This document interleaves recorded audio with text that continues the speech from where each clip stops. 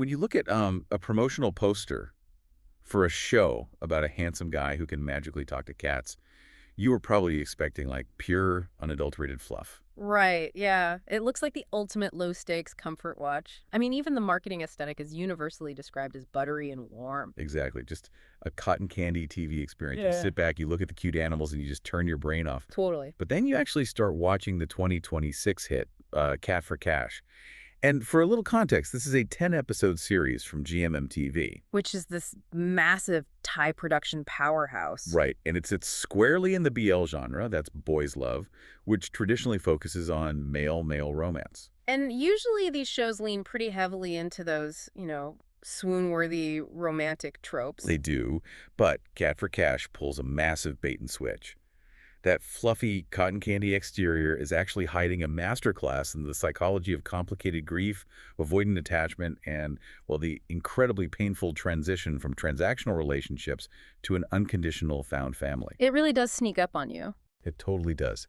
So welcome to our deep dive into the source material. We are taking the magical realism and the romance, and we're unpacking the profound emotional truths hiding right beneath the surface for you. And what's fascinating here is how it weaponizes its whimsical premise. Weaponizes it. How so? Well, it lulls you into this false sense of security, right, with all these sassy feline antics. And then, right when your guard is down, it delivers these incredibly raw depictions of parental estrangement and suppressed guilt. Oh, wow. Yeah. To really understand how the writers pull this off, we have to start by looking at our two main characters before the magic and the romance even enter the picture. We really have to look at the armor they're both wearing. Yes, exactly. On the surface, it's a classic grumpy and sunshine setup, but it is just layered with immense psychological baggage. Right, starting with Lynx. Yeah, so first we have Lynx, who is played by Khaotung Thanawat. And he is this high-strung professional interpreter. He lives a very rigid, clinical, meticulously isolated life. Very isolated. Yeah, and he is entirely estranged from his mother, Jimiao. So when she suddenly passes away, he inherits her massive financial debts and her struggling, rundown cat cafe. Oh, and he absolutely loathes cats. Which is so interesting. Let's look at the psychology of that hatred, because it is a textbook example of displacement. Right. Lynx is suffering from complicated grief. He actually distanced himself from his mother years ago because he believed she was choosing her rescue cats over her own son. Wow. So he felt completely replaced by the animals. Exactly. And because he orchestrated that distance himself, he feels he hasn't earned the right to mourn her when she dies. The guilt is just paralyzing. That makes so much sense. Yeah, so he doesn't actually hate the animals. He hates the profound neglect he felt because of them. He uses his rigid career as a linguistic interpreter as a shield. Like if you can't translate an emotion into a hard fact, it just doesn't exist. Precisely. His entire worldview is built on ignoring anything he can't clinically define. Okay, let's unpack this, because that displacement mechanism is something you see in real life all the time. It's like getting mad at your mailbox because you received a past due bill, you know. The mailbox didn't create the debt, it's just the messenger. Right, but it's the easiest thing to kick on your way up the driveway. Exactly. Lynx is using the cats as a mailbox to kick. Yeah. He thinks he can just box up his emotions, sell the café, pay off the literal financial debt, and walk away clean. But you can't pay off an emotional debt with cash. No, you can't. You need someone who actually understands the currency of grief. And enter Tiger. Yes, Tiger. Played by Kanaphan. He is the debt collector who shows up to recover the money Jimiao left behind. Right, but he is not your typical debt collector. Not at all. He completely subverts the tough guy stereotype. Tiger is the ultimate sunshine character. He's highly empathetic, patient, and secretly burdened with this magical ability he inherited from Jimiao to actually understand the meows of cats. Which is wild. It is, but his optimism is a defense mechanism of its own. He suffers from the caregiver's burden. Wait, I want to pause on that. How does a literal debt collector end up with a caregiver's burden? Those two concepts feel mutually exclusive. I know, it sounds contradictory, but it stems from Tiger's incredibly high emotional intelligence. Okay. He functions as a mediator in every aspect of his life because he's hyper-aware of the emotions of everyone around him. So he's constantly absorbing other people's stress. Exactly. And the tragic flaw of the chronic caregiver is that they find their worth purely in being useful to others. It leads to severe self-neglect. Wow, yeah. So Tiger is this optimistic realist who accepts that debts, whether they're financial or emotional, They just take time to clear. Right. So instead of using intimidation to collect the money, he ends up co-managing the cafe with Lynx to ensure it's paid back fairly. Which is exactly what Lynx needs. He provides that secure, unshakable base for Lynx's avoidant attachment style.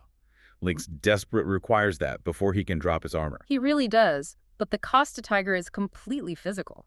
Right, and this is where the fantasy element of the show becomes this brilliant plot device. The talking cats act as a necessary bridge. Because Tiger can hear their distinct, human-like voices. Yeah, like in episode 2.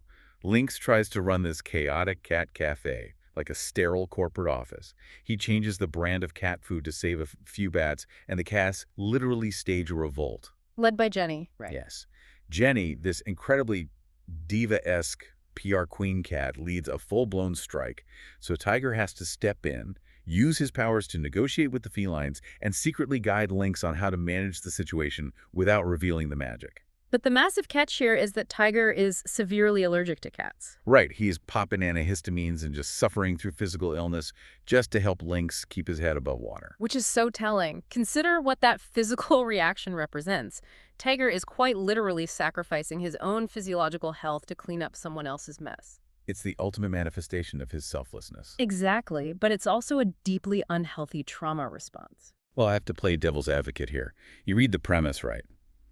A debt collector who has a magical ability to talk to cats, but sneezes constantly while doing it. Yeah. Honestly, doesn't that just sound like a quirky gimmick designed to sell cute tissue box merchandise and create some cheap slapstick comedy? On paper, maybe. It definitely sounds like a gimmick. But the fantasy element operates as a deeply layered metaphor for hypervigilance. How so? Well, Tiger is always listening to the needs of others, yet he never advocates for himself. He literally hears the thoughts of animals that cannot speak for themselves in the human world. So the cats aren't just cute sidekicks. Not at all. They act like a pressure valve for the men's suppressed grief. Whenever the emotional pressure gets too high between Lynx and Tiger, the cats act out. Oh, so they force the men to deal with the symptom because they're too terrified to diagnose the actual disease. Exactly. Which totally explains the entire dynamic in episode 3 with the vet. Yes, the vet scene. Right, so John Wick, who is the resident cinder cat, you know, that classic trope where a character acts prickly on the outside but has a big soft heart, he gets sick. And they rush him to this handsome local vet, Dr. Palm. And Tiger's reaction is so interesting there. Yes. Suddenly, Tiger gets incredibly jealous because Dr. Palm is openly flirting with Lynx. And Tiger, the human, starts marking his territory in a very cat-coded, possessive way. The cats are the catalyst for all their interactions. They use the pets to safely navigate around their own developing feelings without having to confront them directly. Right. It's so much safer to argue about the cat than to admit you're jealous. Exactly. The magic serves as a temporary crutch. In those early episodes, Lynx and Tiger lack the emotional vocabulary to communicate their traumas, so the cats do the talking. The felines externalize the internal monologues. The men are too terrified to vocalize. Yes. But, you know, a narrative built entirely on a crutch will eventually collapse. The dynamic has to shift from a transactional relationship paying off a financial debt to a genuine human connection. And that shift is violently kickstarted by the arrival of Lynx's younger half-brother, Leo. Played by Rattanakitpaisan. Right. Leo arrives mid-series and completely disrupts the fragile ecosystem Lynx and Tiger have built. Leo grew up with her mother during the exact years that Lynx was estranged and absent. So physically, Leo represents the childhood and the mother-son bond that Lynx feels he was robbed of. Exactly. And Leo carries his own externalized guilt, too. He loves his newly found older brother, but he fiercely, almost aggressively, defends their mother's legacy against Lynx's cynicism. Leo's just a living, breathing wrecking ball to Lynx's entire worldview. Here's where it gets really interesting to me. Usually in a drama like this, a sudden half-brother is thrown in to create a messy love triangle or like the soapy fight over the inheritance. Well, the classic soap opera trope. Yeah, and they even tease that a bit. Leo openly flirts with Tiger just to get a rise out of Lynx. But knowing how this show operates, I feel like there has to be a deeper psychological reason Leo is there. What does his presence actually force Lynx to do? Well, it forces Lynx to confront the terrifying possibility that he was completely wrong about his mother. Wow, that's huge. It is, because for years, Lynx built his entire identity around the narrative that his mother was a fundamentally irresponsible woman who intentionally abandoned him. It's a painful narrative, but it's a simple one. It's safe. Exactly. But Leo is undeniable proof that she was capable of being a devoted, loving parent. Right, because she was there for Leo. Yes. And if she was capable of love, then Lynx wasn't simply cast aside. A much more complex, tragic adult failure occurred between them. This completely shatters Lynx's displacement. He can't just blame the cats anymore. No, he can't. It transitions the core theme of the show from transactional debt, the idea that Tiger and Lynx are only together because money is owed to unconditional love. The realization that they're choosing to stay because they want to build a family. Exactly. We really see the mechanics of that choice solidify in episode 6, which fans widely consider the absolute peak of the show. Oh, absolutely. The road trip episode. Yeah. The writers physically remove Lynx from his rigid clinical life. Lynx and Tiger go on a road trip to Korat to find the 9 auspicious cats. Because that was a journey his mother started before she died. Right, so Lynx is literally stepping into her shoes. He's tracing her path to try and understand her perspective. Along the way, he actually meets his grandparents for the first time. And what he learns there changes everything. It really does. Yeah. He learns he was actually born out of a period of genuine love, not as a mistake that ruined his mother's life. He wasn't a burden. The physical displacement of the road trip just totally breaks down his mental armor. Being out of the cafe, away from the debts, and all those reminders of his isolation, it allows his nervous system to finally regulate. And it culminates in their first kiss on a mountain cliff at sunset. The fans raved about the natural, tangible chemistry between First and Khaotung in this scene. It was a great scene. It was, though. Some viewers did critique the lack of heat. They felt the slow burn wait for physical intimacy was a bit frustrating, especially compared to the actor's previous, much more intense works in the BL genre. I mean, if a viewer is judging it strictly by the pacing of a standard romance, that critique makes sense. Sure. But the slow physical burn perfectly serves the psychological narrative. Lynx has an avoidant attachment style. Right. This means his nervous system perceives intimacy as a literal threat because he expects the people he loves to eventually become unreliable. Oh, so forcing physical intimacy earlier in the series would have felt entirely unearned. It would have felt almost like a violation of his boundaries. The pacing prioritizes emotional safety over immediate physical attraction. That kiss in episode 6 only happens because Lynx finally feels worthy of being loved. He had just made peace with his own origin story. Exactly. He stopped seeing Tiger as a debt collector and starts seeing him as a partner. It's all about becoming a united front, which they desperately need, because the second they return from that honeymoon phase on the road, reality just hits hard. Very hard. The cafe gets vandalized by a rival, much more aggressive debt collection agency. Tiger literally moves his belongings into the cafe to act as a 247 security guard. And he uses his powers to talk to stray alley cats, forming this massive early warning alarm system around the perimeter. It's so clever. He even takes a physical beating protecting Lynx, and that's the pivotal moment where Lynx stops referring to the cafe as my mother's debt and actively starts calling it our home. They are really building a we mentality. It is a beautiful progression of shared growth. But, the true test of this growth, the ultimate crucible for Lynx's healing, arrives in episode 9. Oh man, episode 9. Yeah. This is where the series delivers its most devastating, critically acclaimed emotional peak. If you were watching this as a comfort watch, you really need to brace yourself for episode 9. It centers on Granny Jew. The 22-year-old cat. Right. She was originally Lynx's childhood pet from before the estrangement. She is the very last physical link to his youth, and her health takes a sharp, undeniable downturn. And this isn't a plot device illness they can just rush to Dr. Palm to fix. It is simply the end of a very long life. Yeah, and Tiger's put in this impossible, agonizing position. Because of his magical gift, he has to literally hear the dying thoughts of this animal. Which reveals the incredibly dark, burdensome side of Tiger's power. Hearing the final, fading wishes of a dying creature is a massive psychological weight. It's heartbreaking. Granny Jew communicates that she is ready to go and that she only held on this long to see the boy she waited for one last time. Tiger has to bear the emotional load of translating this profound grief for Lynx. And he does. He translates Granny Jew's final meow. He looks at Lynx and says, "She says you grew up well." Just completely devastating. It is completely heartbreaking. But, I have to ask the writer's motives here. For a show universally described by fans as a warm blanket for the soul, isn't killing off a beloved, legacy pet in the penultimate episode incredibly risky. Why put the audience through that specific visceral trauma right before the finale?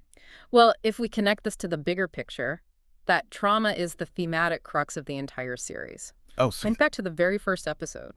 When Lynx's mother died, his reaction was cold, displaced anger. He fled from his grief. right, he had that breakdown in the rain where Tiger had to hold an umbrella over him because he couldn't function. Yes. Now, in episode 9, he is faced with another profound death in the family. But this time, look at the mechanism of his reaction. He doesn't run. He doesn't throw up clinical walls. He stays right by Granny Ju's side. Exactly. He stays with her, holding her with immense grace and presence. That final translated message, "you grew up well," is the exact closure Lynx's mother never got the chance to give him. Oh, wow. So it retroactively repairs his relationship with his mother's memory. Yes. It proves definitively that his cycle of avoidant attachment is broken. He even becomes Tiger's emotional caretaker in that moment, recognizing the massive toll the translation took on his partner. The growth is just incredible. And it rains during Granny Ju's memorial service, which perfectly mirrors that breakdown in the first episode. But this time, they are holding the umbrella together. It is brilliant visual storytelling. It really is. And it sets up the finale perfectly. Because in episode 10, the show has to answer a crucial question. What happens when these characters no longer need the training wheels of magic to understand each other? Right. Following the memorial, Tiger begins to realize that his supernatural ability is actually fading. The distinct voices of the cats are just becoming regular, unintelligible meows again. Which must be terrifying for him at first. Well, the magic passed down from Jimiao was never meant to be a permanent superpower. It was a temporary intervention, a bridge designed specifically to help her fractured son heal. Meanwhile, the financial debt is officially cleared. Tiger's agency closes the file, Lynx legally takes over the cafe, clears out the old branding, and renames it Meow's Legacy. Transforming it from a place of debt into a true sanctuary. Yeah, and then we get this incredibly Lynx-style proposal. He doesn't offer Tiger a ring, he hands him a legal contract. So in character. Totally. Yeah. But this time, it's a co-ownership agreement for the cafe and a lifetime residency permit. It is such a beautiful, full-circle callback to their initial, highly antagonistic transactional relationship in episode 1. It perfectly caps off their journey. But wait, I have to push back on the writer's choice regarding the magic fading. Taking away the superpower right at the very end, that feels like a massive betrayal to the fantasy fans who tuned in specifically for a guy who talks to cats. I can see why people might feel that way. Why strip away the very thing that made Tiger special? Because if Tiger kept the power, the reliance on an external magical crutch would remain. The loss of the power is actually the ultimate thematic victory of the story. It suggests that true connection and deep healing require purely human effort. Tiger doesn't need to be a magical translator anymore to hold value in someone's life. Right. He stops using his gift as a tool for work and starts building a genuine life for himself. There is a beautiful moment where a cat meows and Tiger doesn't understand the words. He looks at Lynx and realizes the magic is obsolete. Because he's finally learned how to read Lynx's human meows. Exactly. He can read his complex, unspoken emotions perfectly. Empathy has entirely replaced magic. Human empathy is the ultimate superpower. I really love that. The final shot of the series is just them hanging a new photo on the wall. Lynx, Tiger, and Leo standing right where Jimiao used to stand. Yes, and Lynx looks at his mother's picture and smiles with zero resentment. The literal cat-for-cash transaction has truly become a life built on unconditional love. It is a profound statement on how we remodel our hearts. They didn't erase the painful past, but they built something incredibly sturdy and beautiful on top of the ruins. So what does this all mean for you listening right now? On the surface, Cat for Cash is a whimsical story about rescuing a cafe and its cats. But underneath, it's a mirror for how we handle our own unresolved baggage. It challenges you to look at the transactional relationships in your own life. Are you holding on to anger because it's easier than facing the messy reality of grief? Are you truly listening to the people around you, or are you just hearing the noise you expect to hear? Consider the translators you use in your own life. Maybe it's not a magical ability to speak to felines. Right. Maybe your translator is sending a text instead of making a difficult phone call. Maybe it's using sarcasm or humor as a pressure valve to deflect from a serious, vulnerable conversation. That's a great point. If that magic, that buffer you constantly rely on, suddenly faded tomorrow, would your relationships be strong enough to survive the silence? That is a lot to chew on. The mailbox, the armor, the translators we hide behind, it all comes back to facing the uncategorizable reality of human connection. We want it to be as clean and clinical as a legal contract, but it rarely is.